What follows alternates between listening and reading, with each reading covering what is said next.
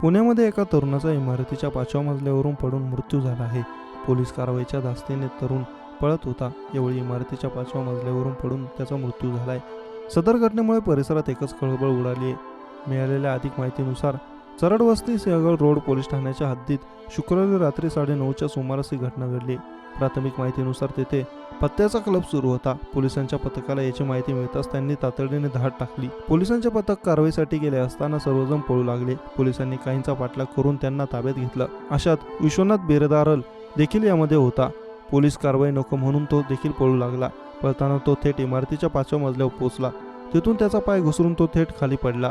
यातच या व्यक्तीचा मृत्यू झाला आहे. पुण्याच्या भोरमध्ये बैलगाडा शर्यतीमध्ये देखील काल एका व्यक्तीने आपला जीव गमावला आहे. शहरात पाहण्यासाठी आलेल्या एका व्यक्तीला बैलगाडा धडकल्याने जखमी होऊन त्याचा मृत्यू झाला. विष्णू गेनबा भोमे असं मृत व्यक्तीचं नाव आहे. बैलगाड्याची धडक बसल्याने भोमे यांच्या डोक्याला आणि छातीला गंभीर दुखापत झाली होती. त्यानंतर त्यांना एका खासगी रुग्णालयात दाखल करण्यात आलं होतं. मात्र उपचारादरम्यान त्यांचा मृत्यू झाला.